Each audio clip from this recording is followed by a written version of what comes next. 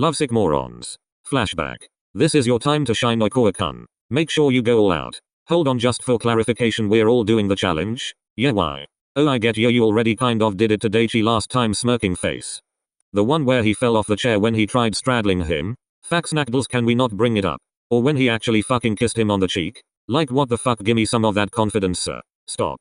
Just thinking about it now makes me cringe. Come on, Suga-kun, it's not like. Like what? I actually do not know what to say to make you feel better, sad pensive face. Skull. At least you tried. Now that you mention it, since you did kind of do the challenge ahead of time. It wasn't a challenge, it was just me being desperate, loudly crying face. Don't you think you're being a little too harsh on yourself? What Semi-san said, it's not like your crush is showing signs of hating you when you did that to him, right? Well, no, but it doesn't remove the fact that the atmosphere between us has become awkward, loudly crying face. Yesterday he dropped off my jacket that I left with him and we couldn't even look each other in the eye. Did you feel like he hated you? What do you mean?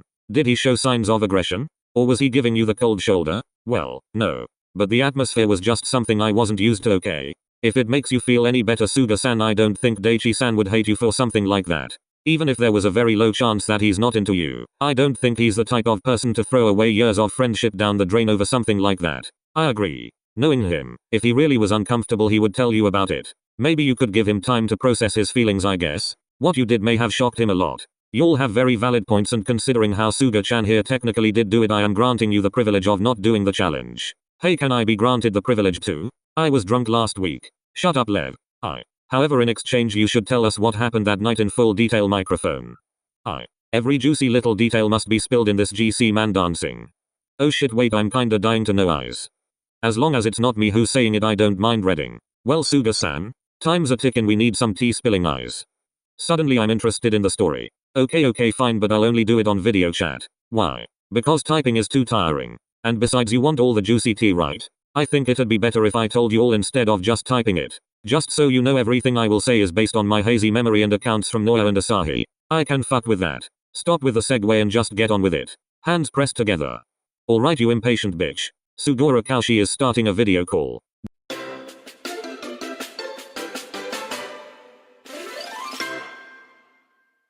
Daisuga. The only thing running on Sugora's mind right now was finding an avenue to release all of the built-up stress that he was currently holding in from his everyday struggles. Though he wouldn't admit it to himself, working with children as an elementary school teacher sometimes does a number on him. Even if he says that he loves his job, it wouldn't be abnormal for him to have his off days. Such days would probably be caused by a student misbehaving in his class or having to deal with immense amounts of paperwork. However, this day was especially off-putting for the former setter, as it had felt like the world was against him that day, where a series of unfortunate events would slowly unfold. For starters, the former setter would find himself having to calm down two students that had a fight in his first grade class, with the teacher eventually finding himself getting caught in the crossfire as their fight progressed. Moreover, his class in the 6th grade would cause him to walk out and cool himself down after almost half of the class wouldn't bother trying to listen to the lesson, making him feel like he was talking to a wall. Lastly, the former setter would eventually find himself in a confrontation between a helicopter mum and her son, who complained why her child got such a grade. As we all know, this never really ends well, especially for the teacher. Nevertheless, with all of the shit the former setter faced that day, it would seem that Sugora Kaushi would still find himself smiling as he exited the faculty area, seemingly unbothered by the shitshow he had to endure the whole day. Who am I kidding? Fuck this shit, I'm going to get a drink. He said to himself whilst maintaining the fake smile as he walked towards the exit gates of the school where the former captain of the Karasuno volleyball club was currently waiting for him. Tough day? The former captain asked as he gave the former setter a soft smile. Sugora chuckled before he locked eyes with 𝗍𝗍𝗁. You could tell? You don't usually smile like a crazy person unless you're trying to hide something.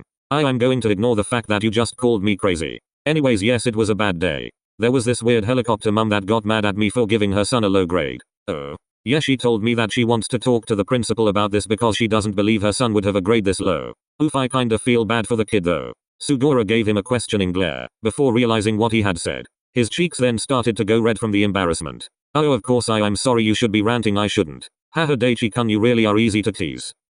Don't worry, I wasn't mad, you can stop worrying now. Just a little hurt that you would take the kid's side over poor little Kaushi, sad pensive face.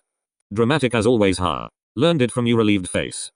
𝗍𝗍𝗁 chuckled as he gave a playful punch on the former setter's shoulder. Though yeah, I do feel bad for the kid. With a mum like that, I wouldn't be surprised if he secretly doesn't like her. Hey yeah. Anyways, are Asahi and Noah coming later? Yep, the two of them met up in Tokyo and Asahi's driving them here. Nice. As the pair were slowly walking towards their destination, a sudden ring from one of their phones was heard, with both of them reacting to the noise. The police officer immediately realized that the noise had originated from his phone and looked to find out that a certain 𝗍𝗲𝘂𝗀𝗃 had left them a message. What does it say? Noya and Asahi are already at the restaurant. Oh, then we might as well walk faster then. Alcohol, here I come.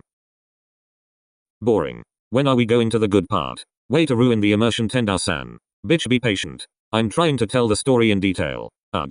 Can't we just skip to the good part? Was that an AJR reference? Pretty sure it was eyes. Moving on. Suga-san, Daichi-san. Over here. The former libero waved happily as he greeted the two from the other side of the restaurant. Fortunately, the place wasn't filled yet, making it easier to spot where the duo were seated at. Oh my god, Asahi, is that you? We haven't seen each other in forever. We met each other last week? What? You're lying. I'm not. Suga, stop trying to gaslight Asahi. The setter smirked when he heard the former captain call him out on his actions before sitting down beside Daichi. I am so ready to drink my problems away tonight. Mood. You know, in all my years of teaching I actually realize something. Kids are assholes. Why, yes. And weird as fuck. When are they never weird? I mean, true, when my siblings were still little they'd pee on each other when taking a bath since our parents would force us to shower together to save water. I never really understood how that logic worked, but yeah. Well, there's this one kid in my class that eats gum, puts it under the table and eats it again after some time. Nah, what? Look, I've done weird shit in the past, but even I wouldn't go far as to eat gum from under the table. The four then continued to catch up as the night went on. Accompanied with drinks and food, the former setter slowly found himself forgetting all of the problems that were plaguing his mind earlier. Why are you talking like that? Because it makes it look cool, okay? What a nerd skull. Nah, y'all just don't have enough appreciation for literature. You're teaching literature? Well, I got assigned to handle an English class and I'm planning to teach them the subject through literature. How you and Yahiba would probably get along well. I agree with Sugora-san, y'all are probably too dumb to understand literature. Bitch, I'll have you know I have some sort of understanding of it. Just because you read Diary of a Wimpy Kid doesn't make you an expert in literature, Bakuto. I shut up. Alright, can we get to the good part now? If you guys didn't interrupt me, we would have been finished with this shit earlier. However, it would seem that as the night progressed, the former setter would slowly find himself feeling a little tipsy from the alcohol he had consumed. Though he paid little to no mind in it, as his initial plan was to forget about his problems for a little while, the former setter would again take a huge gulp of the alcohol he had ordered. Suga-san, you good? I've never been better, he said with a goofy smile which caused his three other friends to chuckle at his demeanor. Not long after, the former setter's assessment of his surroundings would suddenly become clouded due to the sheer amount of drinks he had consumed. It was as if his body had a mind of its own and he couldn't control what it was trying to do. Sugar? Are you okay? Huh? Yeah, I'm fine, I just gotta. Sugora then stood up from his seat, seemingly trying to get into a better position. The former captain, who had been observing Suga's movements, instinctively tried to give way for the setter to let him pass. However, it would seem that what happened next was something that the former captain was unable to anticipate. Sugora, who had been standing earlier, suddenly positioned himself on Daichi, seemingly trying to straddle him. The former captain, not believing what was currently happening to him, did not notice the sheer redness of his cheeks when he saw Suga struggling to position himself on top of Daichi. Their two other guests who were watching the scene unfold couldn't help but stifle their laugh as they observed Daichi trying his best not to get too flustered. No, Asahi-san, should we be watching this? Nope, not really. Then why are we still staring at them? I honestly don't know. The former setter, who was still struggling to position himself on top of the former captain, couldn't help but complain at a hard object that his legs were currently touching. Dai-chan, why is the inside of your pocket hard? Do you still have your gun? It's making it hard for me to sit properly. Oh no. Wait, don't tell me. Hold up, pause. Was it actually a gun? Eyes. Exactly what I was about to ask. Wait, are you thinking what I'm thinking? No. So Suga-san, was it? Eyes. Come on, Suga-kun, we're dying to know. Anyways, yeah, and oh my god, what? How has he done something more than I could have ever done in 4 years? Bruh, the amount of shit you've done to your crush in such a small window of time is unbelievable. Bitch, I was the one who started this group chat and I haven't even made that much progress with Atsumu's skull.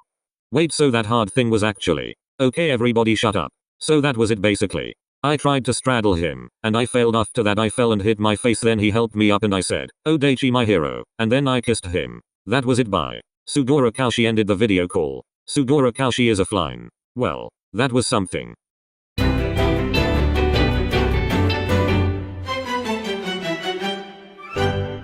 Kyohaba. For the first time in his life, it would seem that the mad dog would find himself regretting everything he said in the group chat when the challenge was proposed. I'm fine with it too, I know how to control myself when I'm drunk, so.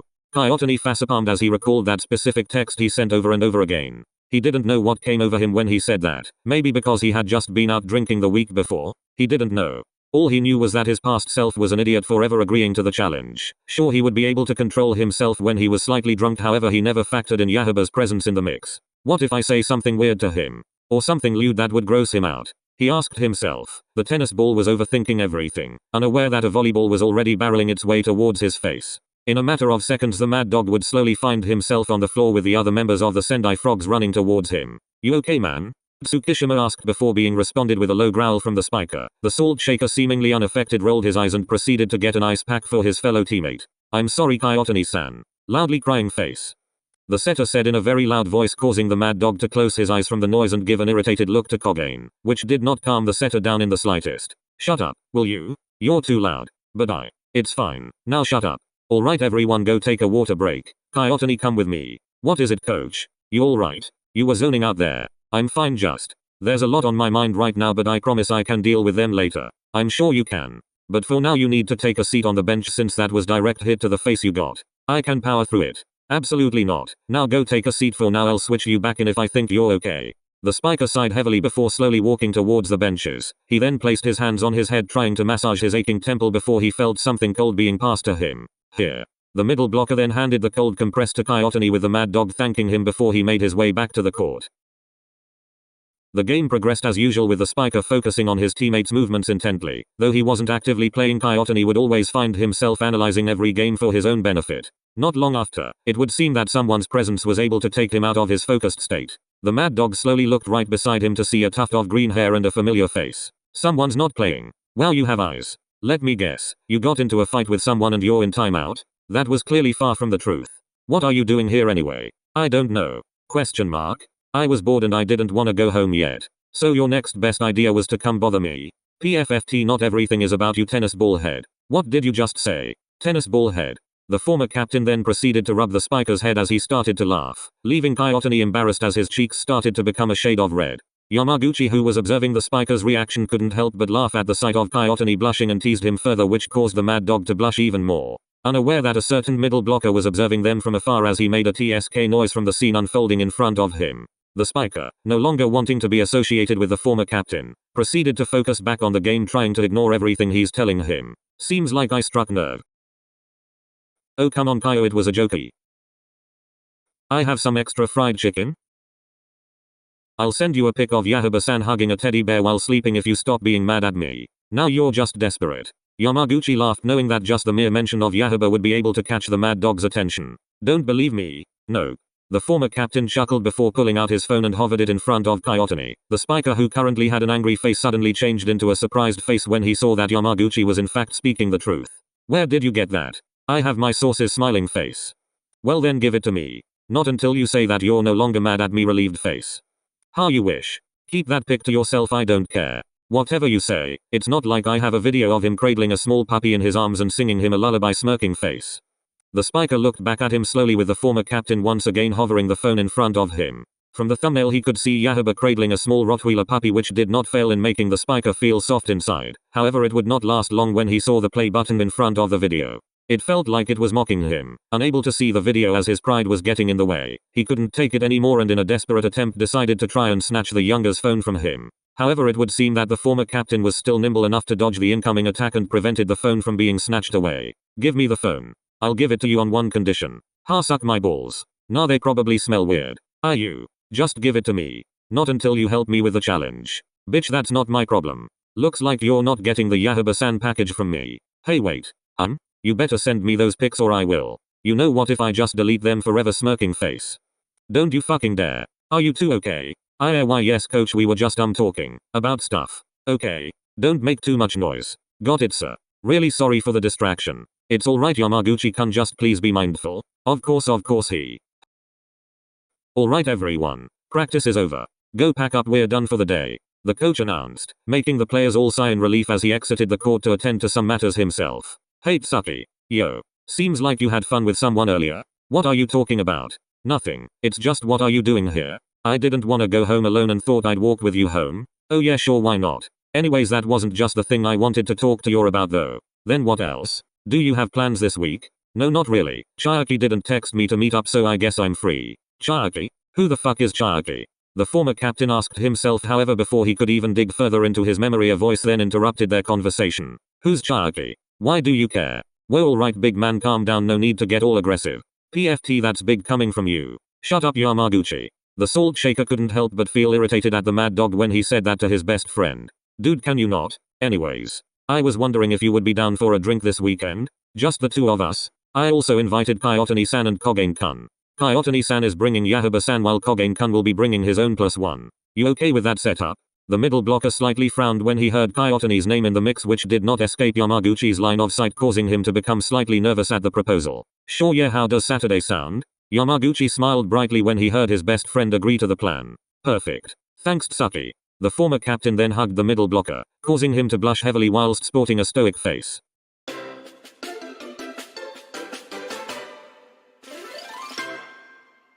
Saturday night. Yo Tsukkiyama, nice to see you again. Hello Yahaba-san. Yo. Wada party people? Wait, you're that kid from Shiratorizawa, right? The spiker with the bowl cut? Why yeah, that was me. Sahinki, right? It's 𝗍𝗂𝘁𝗂𝘁. Wow, Shigeru, 2 minutes in and you've already butchered his name. Shut up tennis ball head. Where's Yamaguchi-kun? Oh right, he's inside. He asked me to wait for you guys here, so. Everybody ready? Yay. Food and drinks, here we go. Hey guys. I'm glad you could make it. We haven't talked in ages. Yamaguchi-kun. How are you? I'm fine, I think. Mood. Everyone come here and sit. The remaining guests then proceeded to sit down on the chairs that were prepared for them, with 𝗬𝗂𝘁𝗁 and Yahaba sitting together whilst Kogen and 𝗍𝗂𝘁𝗂𝘁 sitting beside each other, leaving Yamaguchi and Tsukkiyama in the remaining spots of the table. You're 𝗍𝗂𝘁𝗂𝘁-kun, right? The ace from Shiratorizawa back then? Yeah, that was me. And you're, I'm assuming, Kogen-kun's boyfriend he. Oh, smirking face. Oh no, I don't like that face. What face? That smirking face you're doing right now, it usually means you have something up your sleeve. That's not true. Right 𝗬𝗂𝘁𝗁? Well, I mean. Wow, and I really thought you would side with me HMPH. Please forgive Yamaguchi-kun, 𝗍𝗂𝘁𝗂𝘁-kun, he's usually never this chaotic. Hey, I was decent, you know. Yeah, was. Until you got too comfortable around us and now you're just a chaotic mess. True. Remember when Tsukkiyama invited us for a dinner like this and you were so nervous? You looked like a cute little lost puppy holding onto Tsukkiyama. Why are you using baby talk to tease him? Skull.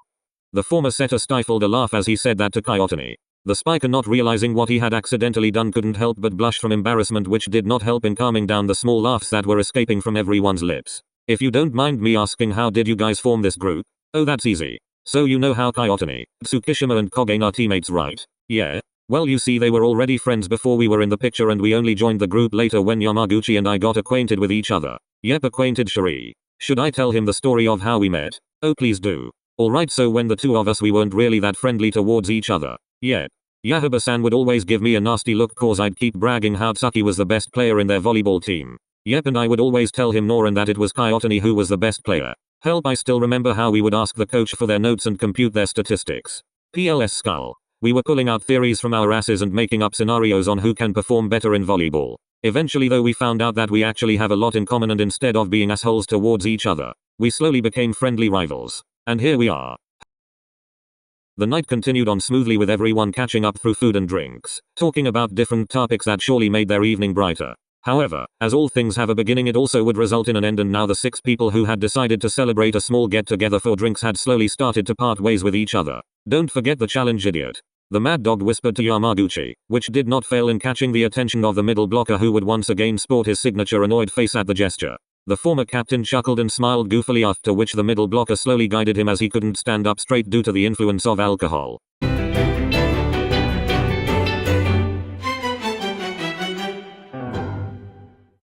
Are you okay, Ken? You can still walk, right? Of course I can, dumbass. The spiker said in an irritated tone. Yahaba, who wasn't fazed by the tone of 𝗬𝗂𝘁𝗁𝘁's voice but instead a little annoyed, decided to follow up with a sassy remark which clearly caught the spiker off guard. Then fucking walk. As soon as the spiker heard those words from his mouth, he couldn't help but feel amazed at the way he responded to him. Maybe that's why 𝗬𝗂𝘁𝗁 always had feelings for him? Maybe because of the fact that Yahaba Shigeru wasn't scared of putting him in his place made him feel like he was treated as an equal. Or maybe he was just a masochist? We will never truly know why 𝗬𝗂𝘁𝗁 was able to catch feelings for such a person. Hello? To Kintaro? Why are you staring like an idiot? I probably just the alcohol. He said as an excuse, which though true wasn't really the reason why he started staring into those beautiful eyes. The two proceeded through the dark streets of the city with the night breeze engulfing them in its cold embrace. Instinctively, the former setter started to hug himself in response to the creeping cold. Without a second thought, the former setter found himself hugging 𝗁𝗂𝘁𝗍, which then caused the spiker to stiffen up at the gesture. Thankfully the streets were too dark for Yahaba to see the deep red blush forming on 𝗁𝗂𝘁𝗍's face. You wouldn't mind me hugging you, right? It's cold as fuck. You are? Why, yeah, sure. Didn't know you were so comfy. Oh, okay. Why are you hot? Huh. I mean, why are you burning up? Do you have a fever or something? No. Just. Wait, are you blushing? Absolutely not. Wait, did you interpret hot as something else? Stop putting words in my mouth. Oh, come on, no need to feel all flustered, big man. Besides, you are hot in the way you were thinking, if that makes you feel any better. That you. You go get a room, no one needs to see you being disgusting. A random person from the other end of the street started to taunt them and called them slurs, which did not fail in irritating the spiker. He looks drunker than us. Doesn't matter, he's going to get what's coming to him. Fueled with rage, 𝗁𝗂𝘁𝗍 was about to come up to the person and decide to give him a piece of his mind, preferably with his fists, when a soft hand stopped him in his tracks. Not worth it, Ken. What's not worth is your existence. The world doesn't need any more people like you infecting our children. Why don't you and your boyfriend go somewhere else where you can't infect everyone with your homosexuality? What the fuck did you just say? Ken, wait. And there he goes. You should get yourself checked, cause you're not nor. Before the man could even finish his sentence, a small thud was heard throughout the empty street and was followed up by an unconscious body falling to the ground. Holy shit, Ken. I knew you were more aggressive when you're drunk, but I didn't think you'd knock him out cold. Bitch deserved it. Hey, what's going on here? Shit, let's run. Right behind you. The two then bolted away from the scene, leaving the convenience store owner confused at the sight in front of him.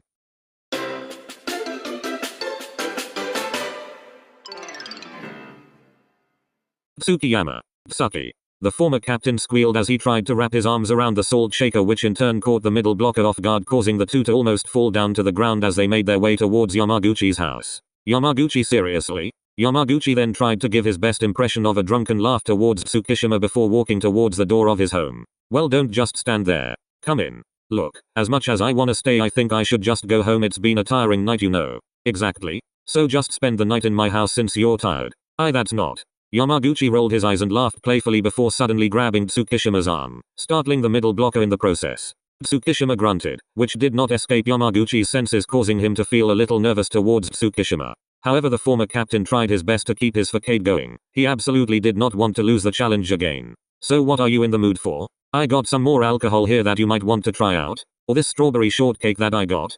Yamaguchi asked the middle blocker swiftly, not noticing that his actions were slowly starting to blow his cover of not being actually drunk. He could only hope that Tsukishima's senses were impaired due to the alcohol they had consumed earlier. Look, Yams, I really gotta go home. Wait, you're not gonna help me up to my room and tuck me in bed? What? Your really drunk best friend needs you to help him get ready, you know. The former captain said in his best impression of a seductive voice before placing his arms around Tsukishima's shoulders and giving him a smile. The middle blocker would be lying to himself if he said that he didn't find the action attractive, which was evident from the growing blush on the middle blocker's cheeks. Yamaguchi would then find himself internally screaming as he saw the reactions Tsukishima was giving him. Yams, stop it, I know you're not drunk. You can't prove it. The former captain smirked, which in turn caused the middle blocker to blush even more at the seductive smile Yamaguchi was giving him. Look, it's been a long night and... Before the middle blocker could even finish his words, he was then cut off by a pair of lips on his own, which did not fail in surprising Tsukishima. Realizing what was happening before him, the middle blocker immediately pushed the former captain away from him. Face red from all the emotions currently swirling inside him. Tsukishima couldn't believe it. His best friend of many years suddenly kissed him. He didn't know what to feel. He didn't know whether he should feel hurt, angry, or something else. Yamaguchi, who was standing before him, also couldn't believe what just happened and stood there dumbfounded as he tried to anticipate Tsukishima's next move. Sucky, the former captain said softly, trying to break the tense atmosphere between them. Save it, I'm going home. Wait, what? I'm going home. Wait, Sucky, I'm sorry. I didn't mean to do that to you. Didn't mean to do that. I am not some plaything that you can just toy with, Yamaguchi. Wait, what do? Look, I don't know what's been going on between you and 𝗁𝗂𝘁𝗍, but I am not your fucking rebound. The middle blocker said coldly, trying his best to hide the tears threatening to pour from his eyes. Tsukishima then swiftly marched towards the door of Yamaguchi's house, and before the former captain could even process everything, he then heard the door slam shut, leaving him confused and hurt.